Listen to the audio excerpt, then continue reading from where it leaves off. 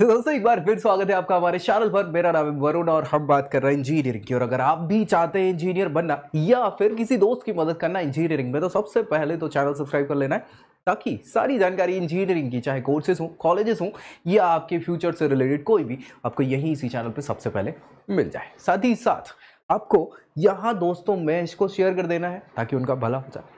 और आज का जो टॉपिक हम डिस्कस करने वाले हैं वो हम साउथ इंडिया की बात कर रहे हैं। साउथ इंडिया में हम तमिलनाडु में चेन्नई की बात करेंगे। और चेन्नई, वैसे तो आईपीएल वगैरह आप देखते रहते होंगे तो समझ में आ ही चुका होगा, लेकिन चेन्नई अपने आप में एक अच्छी सिटी है और बहुत सारे बच्चे चाहते हैं इंजीनियरिंग करना वहाँ से। तो अगर आप भी ऐसा चाह रहे हैं कि इंजीनियरिंग हम चेन्नई से कर सकते हैं और क्या ऑप्शन है हमारे पास चेन्नई में, आज वो हम लेके आए हैं एक इंस्टीट्यूशन के बारे में। आपने नाम पीछे पढ़ ही लिया होगा, जी हाँ, Bharat institute of higher education and research, हालांकि BIHER के नाम से जाना जाता है। इसके अलावा पहले जब स्टैब्लिश्ड हुआ था 1984 में, तब इसको BIST के नाम से जानते थे, क्योंकि institute of science and technology हुआ करता था। अभी ये एज अ डीम्ड यूनिवर्सिटी का दर्जा प्राप्त कर चुकी है। तो बहुत सारे कोर्सेज ये कंडक्ट कराने लग गए हैं हायर एजुकेशन से रिलेटेड, केवल इंजीनियरिंग के नहीं, सारे के सारे, चाहे वो आर्ट से रिलेटेड हो, ह्यूमैनिटी के हो, लॉ से हो, मेडिकल के हो, तमाम कोर्सेज। लेकिन हम फिलहाल जो फोकस करने वाले वो किस पे कर रहे हैं, वो हम इंजीनियरिंग पे करने वाले हैं। सो अगर आप भी इंजीनियरिंग कर रहे हैं या चाह रहे हैं या तलाश कर रहे हैं, तो ये हो सकता है आपके लिए अच्छी वीडियो हो। अगेन, ये इंस्टीट्यूट आपके लिए कैसा हो सकता है ये तो आखिर में समझ में आएगा जब हम सारे की सारी चीज़ों पर डिस्कस कर लेंगे, अच्छी बुरी सारी चीज़ों पर उसके बाद। लेकिन हाँ, एक चीज़ और है, अगर आप किसी और इंस्टीट्यूट को, किसी स्टेट को फोकस कर रहे हैं, ये जानना चाह रहे हैं कि आपके लिए क्या बेस्ट होगा आपकी प्रोफाइल के आधार पर, तो नीचे प्रोफाइल एनालिसिस फॉर्म मिल जाएगा, उसको फिल करना बिल्कुल नहीं भूलना है, ताकि आपका भला हो। भाई सिंपल सी बात है, आपके लिए बेस्ट क्या है ये हम उसी बेसिस पे बता पाएंगे। ठीक है, चलिए तो स्टार्ट करेंगे Bharat institute of higher education and research के बारे में। और ये सारी जानकारी यहाँ पर मैं डिस्कस कर ही चुका हूँ, चूँकि अब ये यूनिवर्सिटी हो चुकी है तो भाई UGC के द्वारा एफिलिएशन भी इनको प्राप्त है, AICTE तो मिलेगा क्योंकि ये कोर्सेज कंडक्ट कराते हैं, BCI वगैरह सारी चीज़ें हैं। NIRF की रैंकिंग में पार्टिसिपेशन इनने किया है, NAC के द्वारा इनको ग्रेड भी दिया जा चुका है, पीछे आप पढ़ ही पा रहे होंगे, A ग्रेड से इनको नवाजा गया है। तो ये सारी चीज़ों के कारण एक अच्छा नाम मिल जाता है। हालांकि एफिलिएशन इनकी बात करें तो इससे पहले अन्ना यूनिवर्सिटी का, जो चेन्नई की इंपॉर्टेंट यूनिवर्सिटी है, वहाँ से इनको एफिलिएशन प्राप्त हुआ करता था। तो ये सारी चीज़ें, अच्छा कैंपस एरिया इनका अच्छा खासा है, 305 एकड़ में फैला हुआ भव्य कैंपस है और बहुत सारी फैसिलिटीज़ जिनकी हम बात आगे करने वाले हैं ये प्रोवाइड करा देता है। तो भाई चलिए, सारी चीज़ें हमने बात करी ली। 1984 उस समय की बात है जब, हाँ, MP में त्रासदी हो गई थी, है ना, भोपाल में, लेकिन उस समय यहाँ ये स्टैब्लिश्ड हुआ था। बहुत अच्छी बात है। चलिए, ये सारी चीज़ों के बाद यहाँ इन्होंने बताया है एक ओवरव्यू इंजीनियरिंग से रिलेटेड कि कैसे क्या इंजीनियरिंग होगी। तो आप सभी जानते हैं, मुझे लगता है जितने चाह रहे हैं इंजीनियरिंग करना, अगर नहीं जानते तो मैं बता देता हूँ। 4 साल का ये कोर्स होता है जो कि सेमेस्टर सिस्टम पर आधारित हो चुका है। 1 साल में 2 सेमेस्टर होते हैं, यानी टोटल 8 सेमेस्टर की पढ़ाई करके आप इंजीनियर बन सकते हैं। और यहाँ भी वही चीज़ लिखी हुई है कि जैसे एडमिशन आप लेते हैं, जो भी ब्रांच आप चुनना चाहते हैं, वो ब्रांच तो तभी काउंसलिंग के थ्रू आपको मिल जाती है, कंफर्म हो जाती है।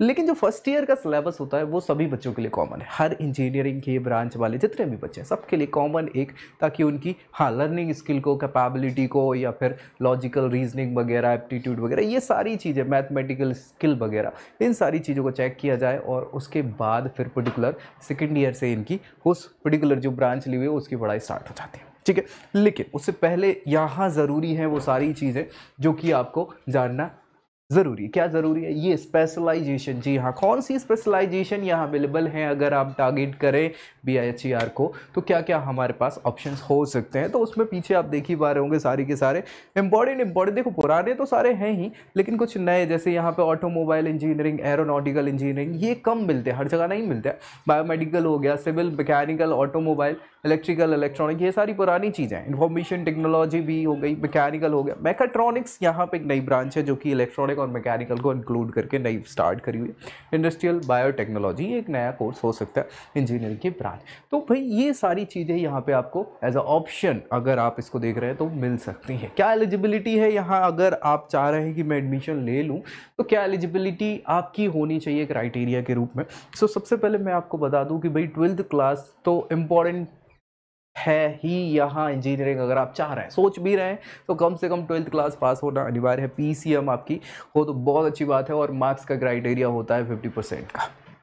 कुछ कैटेगरीज के लिए इसको रिलैक्स रिलैक्सेशन मिल जाता है 5% का। लेकिन देखिए तमिलनाडु में क्या है, थोड़ा सा एजुकेशन को बढ़ावा देने के लिए इस चीज़ को कम करके रखा हुआ है। जी हाँ, यहाँ पे आपको 45 एंड 40% का क्राइटेरिया है, 45 मिनिमम परसेंट जनरल के लिए और 40% सारी की सारी रिजर्व कैटेगरी के लिए ये ऑप्शंस हो जाता है। उसके बाद तो ये बेसिक एलिजिबिलिटी, आप एलिजिबल हैं किस चीज़ के लिए, एग्जामिनेशन के लिए। बिल्कुल, अब आप एंट्रेंस एग्जामिनेशन दे पाएंगे। तो एंट्रेंस एग्जामिनेशन में आपको कई बार बता चुका हूँ, अलग अलग प्रकार के होते हैं। नेशनल लेवल के जेईई मेंस एडवांस हो गए, स्टेट लेवल के जैसे हम तमिलनाडु की बात कर रहे हैं तो तमिलनाडु इंजीनियरिंग एंट्रेंस एग्जाम होता है यहाँ पे एडमिशन, उसके भी TNEA बोला जाता है। उसके बेसिस पे आपको यहाँ पे डायरेक्ट रिक्रूटमेंट में आप ले सकते हैं एडमिशन, सारी चीज़ें। ठीक है, कुछ प्राइवेट इंस्टीट्यूशंस हैं, बहुत अच्छे नाम हैं जिनके बेसिस पे उनके खुद के एडमिशन टेस्ट होते हैं, उस पर भी आप एडमिशन यहाँ पे ले सकते हो।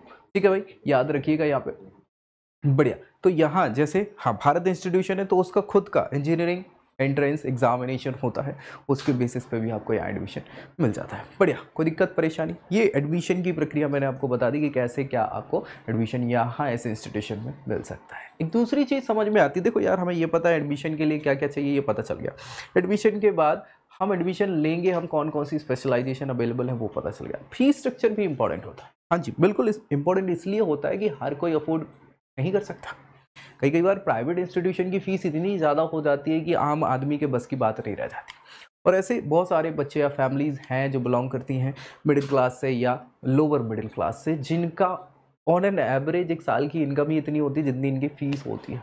तो कई बार वो इस चीज़ के कारण नहीं ये इंस्टीट्यूशन ज्वाइन कर पाते। और अगर ऐसा आपको लगता है कि हमारी भी फ़ीस अफोर्डेबिलिटी की कैपेबिलिटी नहीं है या कुछ और ऑप्शंस हो सकते हैं क्या मेरे लिए, तो पर्सनल प्रोफाइल के आधार पे हम बेस्ट आपके लिए बता सकते हैं। कैसे बताएंगे, लेकिन उसके लिए आपको फॉर्म फिल करना पड़ेगा। नीचे आपको लिंक मिल जाएगी, प्रोफाइल एनालिसिस फॉर्म फिल ज़रूर कर दीजिएगा।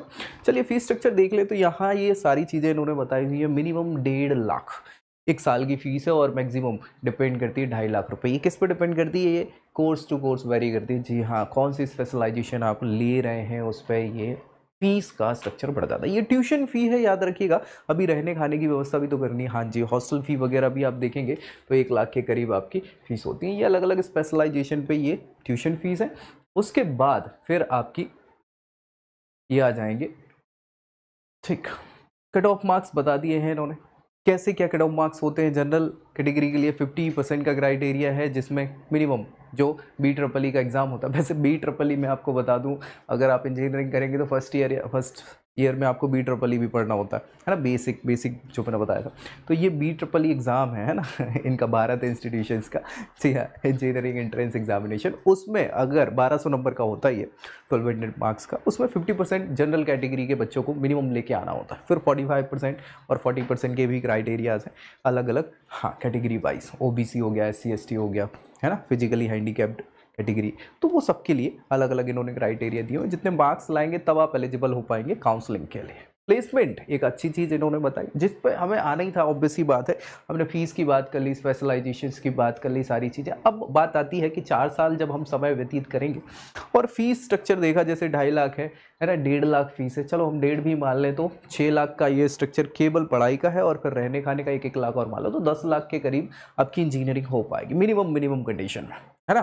तो 10 लाख भी खर्च कर रहे हैं और समय भी 4 साल हम इन्वेस्ट कर रहे हैं, तो उसके बेसिस पे क्या रिटर्न निकल के आ रहा है, ये हमें रिकॉर्ड क्या बताएंगे, प्लेसमेंट के। और इन्होंने प्लेसमेंट के रिकॉर्ड्स बता के रखे हैं कि भैया टोटल बच्चे जो ओपन थे जॉब के लिए 1735 बच्चे थे, जिसमें से ऑफर मिला है 1616 बच्चों को, यानी 100% तो रिकॉर्ड नहीं है और अच्छी बात है।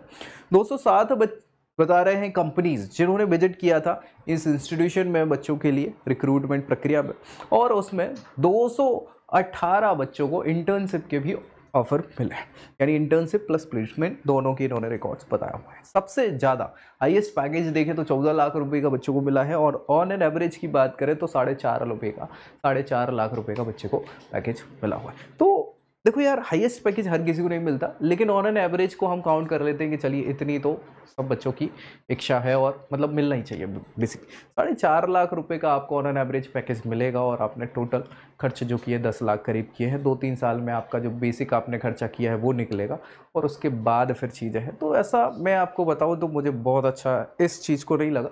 क्यों नहीं लगा? क्योंकि और अच्छे ऑप्शंस भी हैं तमिलनाडु में या चेन्नई में, मैंने बहुत सारे वीडियोस बना के रखे हुए हैं, तो वो ऑप्शंस आपके लिए हो सकते हैं। क्योंकि ये इंपॉर्टेंट चीज़ हो जाती है कि हम क्या दे रहे हैं भाई हम टाइम भी इन्वेस्ट कर रहे हैं, पैसा तो कर ही रहे हैं, उस पर रिटर्न अगर उतना अच्छा नहीं निकले तो क्या ही मतलब है। 10 लाख हम अभी इकट्ठे इन्वेस्ट कर लें कहीं, तो वो हमें हर साल कुछ ना कुछ इंटरेस्ट दे के रखेंगे, खर्चा तो हमारा तब भी चल जाएगा। ठीक है, अगेन आगे की चीज़ों की बात करें तो ये इनकी प्रोमिनेंट रिक्रूटर्स रही हैं जिन्होंने आके बच्चों को क्या किया है, प्लेस किया है अच्छे अच्छे पैकेजेस पे। नाम पीछे देख ही पा रहे होंगे, स्कॉलरशिप का इन्होंने एक ऑप्शन दिया हुआ है। हाँ जी भाई, क्या ऑप्शन है स्कॉलरशिप से? क्या होगा, स्कॉलरशिप से फीस में थोड़ा सा आपको वेव ऑफ हो जाएगा, है ना, कि आप कैसी फीस है उसका कुछ कम हो जाएगा। अब डिपेंड करता है कि आप किस बेसिस से यहाँ पे स्कॉलरशिप लेके आ रहे हैं। तो मैं आपको बता दूं, स्कॉलरशिप के लिए सबसे अच्छा ऑप्शन तो नेशनल स्कॉलरशिप पोर्टल, जहाँ पूरे भारत भर की अलग अलग स्कॉलरशिप स्कीम्स जो हैं, हाँ नेशनल लेवल की, वो आपको पता चल जाती है। अगर आप एलिजिबल हैं तो अवेल भी कर सकते हैं। उसके बाद फिर स्टेट लेवल की कुछ स्कॉलरशिप्स होती हैं और यूनिवर्सिटी लेवल की होती हैं। तो वो सारी चीज़ें एडमिशन के समय आपको, जैसे आप फीस जमा करें या एडमिशन लें, उसके पहले ही चर्चा कर लेना कैंपस में, जहाँ भी इंस्टीट्यूशन में जा रहे हैं कि भाई क्या क्या आपके यहाँ स्कॉलरशिप प्रोवाइड होती है। तो मैं आपको बेसिक बता दूँ कि यार कुछ स्कॉलरशिप होती हैं मेरिट बेस, जिसमें अच्छे परसेंटेज वाले बच्चों को स्कॉलरशिप मिलती है।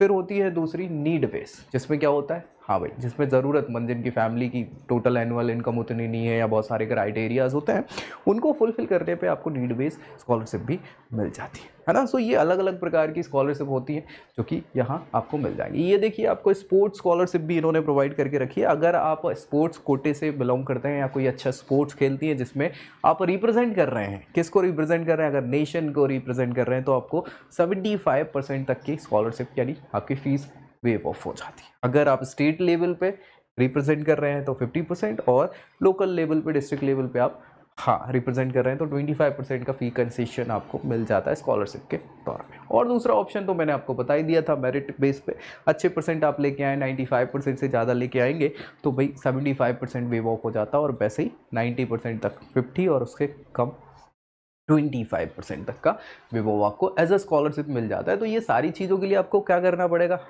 सबसे पहले तो उस इंस्टीट्यूशन के जाना पड़ेगा, मैनेजमेंट से चर्चा करनी पड़ेगी, एडमिशन लेंगे तभी वो बताएंगे कि क्या कैसी प्रोसीजर है, उसको आप अवेल कर सकते हैं। तो ये सारी चीज़ों के बाद यहाँ पे इन्होंने कुछ चीज़ें आपकी बताई हैं, क्रेडिशंस वगैरह। देखिए, ये रैंकिंग्स होते हैं, ग्रेड्स होते हैं जो गवर्नमेंट इंस्टीट्यूशन प्रोवाइड करते हैं आपके अच्छे परफॉर्मेंस में इंस्टीट्यूशन के। हाँ जी, और गवर्नमेंट इंस्टीट्यूशन के ही ग्रेड्स होंगे या रैंकिंग होंगी, ये मान्य होती हैं, ये अच्छी मानी जाती है ना। लेकिन प्राइवेट इंस्टीट्यूशन की जो रैंकिंग वगैरह ग्रेड्स होते हैं, इनसे ज़्यादा अंतर इसलिए नहीं पड़ता क्योंकि ये गिने चुने लोग पार्टिसिपेट करते हैं और उसमें फिर ऊपर नीचे वाला कॉन्सेप्ट भी हो जाता है ना। तो उनको ज़्यादा अपन प्रेफर नहीं करते। लेकिन इन्होंने कुछ गवर्नमेंट वाली बताई हुई है अच्छी अच्छी रैंकिंग की, भैया नैक के द्वारा NBA, NABL, ISO ये सर्टिफिकेशंस हैं, NIRF अगेन, है ना। फिर QS world ranking, global impact ranking, ये देखो ये प्राइवेट वाले हैं हालांकि, लेकिन बाकी तो इन्होंने गवर्नमेंट वाले बताए। ABET ये USA की रैंकिंग होती है, उसमें भी पार्टिसिपेट किया था। तो कुछ चीज़ें इन्होंने अच्छी बताई हुई है। बाकी तो चलिए ये सारी चीज़ें लिखी हुई हैं। फैसिलिटी और देख लेते हैं, क्योंकि अच्छा खासा कैंपस, 300 से ज़्यादा एकड़ का ये कैंपस है, जिसमें फैसिलिटी होना बिल्कुल आम बात है। देखो यार, कैंपस कितना ही बड़ा हो कितना ही छोटा हो, ये बेसिक फैसिलिटीज़ है जो होना ज़रूरी है किसी भी इंस्टीट्यूशन में। इसमें library, laboratory, cafeteria, transportation, medical, placement cell, auditorium, wifi facility, ये बिल्कुल बेसिक लेवल की फैसिलिटीज़ होती हैं। अगर नहीं मिल रही है किसी इंस्टीट्यूशन में तो जाना ही नहीं है भाई, कितने ही फीस ले ना ले उससे फ़र्क नहीं पड़ता, क्योंकि आपको ऑल ओवर डेवलप करना है ना, खुद को नहीं करना है। तो भाई उसके लिए ये सारी चीज़ें ज़रूरी, केवल पढ़ाई से आदमी नहीं बढ़ता, पढ़ाई के अलावा 4 चीज़ें और दुनिया में सीखनी पड़ती हैं, क्योंकि पढ़ाई के बाद फिर बहुत सारी चीज़ें सामने आती हैं आपको, वो सारी चीज़ों के लिए ये सारी चीज़ें हो जाती हैं। अगेन इसके साथ ही आपको पूरा का पूरा हमने किसकी, Bharat institute of higher education and research Chennai की बात करी। अच्छा प्रोमिनेंट नाम है इस इंस्टीट्यूशन का, प्राइवेट इंस्टीट्यूशन है ही और डीम्ड टू बी यूनिवर्सिटी होने को है, और ये सारी चीज़ें चेन्नई में आपको बेस्ड मिलने वाली हैं। तो अगर आप फोकस कर रहे हैं चेन्नई इंस्टीट्यूट्स के लिए, तो भाई ये एक ऑप्शन आपके लिए हो सकता है या नहीं हो सकता है, ये तो आप आखिर में समझ ही गए होंगे। और इसके अलावा आपके लिए क्या ऑप्शंस है, अगर ये जानना चाहते हैं तो नीचे प्रोफाइल एनालिसिस फॉर्म ज़रूर फिल कर दीजिएगा, ताकि आपके लिए बेस्ट आपकी प्रोफाइल पे हम बता सकें। बाकी ऐसी जानकारी कोर्सेज़ की या कॉलेजेस की तो हम देते रहते हैं। तो मिलेंगे अगली वीडियो में अगली जानकारी के साथ, तब तक के लिए जय Hind. I hope you like this video. For more such videos, keep watching our channel and do not forget to like, share and subscribe.